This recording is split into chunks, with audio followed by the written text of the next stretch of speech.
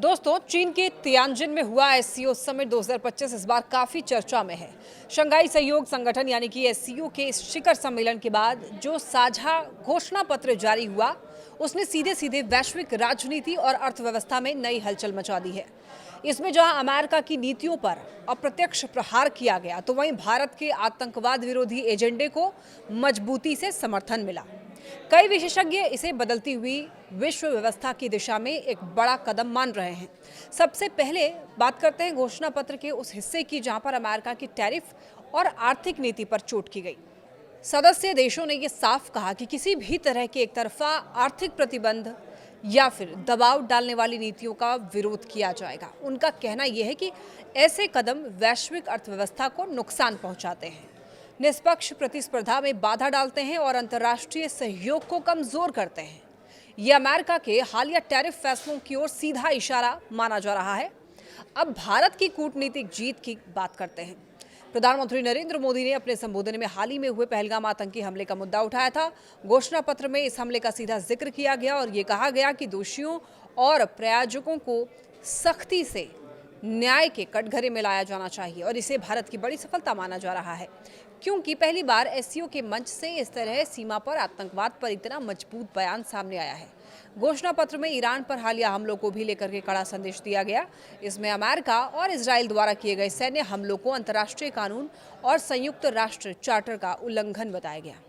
इसमें अमेरिका और इजराइल द्वारा किए गए सैन्य हमलों को अंतर्राष्ट्रीय कानून और संयुक्त राष्ट्र चार्टर का उल्लंघन बताया गया और इसे ईरान की संप्रभुता पर हमला करार देते हुए सख्त निंदा की गई। अब देखिए, सदस्य देशों ने गाजा पट्टी में जारी मानवीय संकट पर भी चिंता जताई। उन्होंने तत्काल, पूर्ण और स्थायी युद्ध विराम की मांग की और नागरिकों तक मानवीय सहायता पहुंचाने पर जोर दिया। आतंकवाद पर एससीओ का रुख बेहद स्पष्ट रहा। घोषणा पत्र में ये कहा गया कि आतंकवाद के सभी रूप अस्वीकार्य हैं और इसके खिलाफ लड़ाई में किसी भी तरह के दोहरे मानक नहीं चलेंगे। खासकर सीमा पार आतंकवाद का जिक्र करते हुए इसे रोकने की प्रतिबद्धता जताई गई, जो कि भारत की लंबे समय से उठाई जा रही चिंता है। इसके अलावा अफगानिस्तान पर भी बयान आया। सदस्य देशों ने यह कहा कि अफगानिस्तान को आतंकवाद और ड्रग्स से मुक्त, शांतिपूर्ण और स्वतंत्र राष्ट्र बनाने के लिए वैश्विक सहयोग जरूरी है। घोषणा पत्र में परमाणु हथियारों पर संतुलित दृष्टिकोण अपनाने की भी बात कही गई। सदस्य देशों ने एनपीटी यानी कि परमाणु अप्रसार संधि के प्रावधानों का पालन करने पर जोर दिया और ये साफ कहा कि शांति के उद्देश्य से परमाणु ऊर्जा का उपयोग हर देश का अधिकार है। आर्थिक मोर्चे पर एससीओ देशों ने डॉलर पर निर्भरता कम करने का संकल्प लिया। आपसी मुद्रा में कारोबार बढ़ाने, एससीओ डेवलपमेंट बैंक की स्थापना और इंटर बैंक एसोसिएशन को मजबूत करने पर सहमति जताई गई। इसे वैश्विक आर्थिक व्यवस्था में बड़ा बदलाव माना जा रहा है।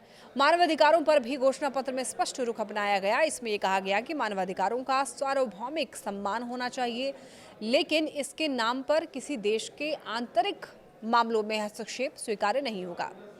और अंत में एससीओ के विस्तार की बात की गई। नए देशों और संगठनों को जोड़ने की वकालत की गई ताकि संगठन की वैश्विक भूमिका और प्रभाव और ज्यादा मजबूत हो सके।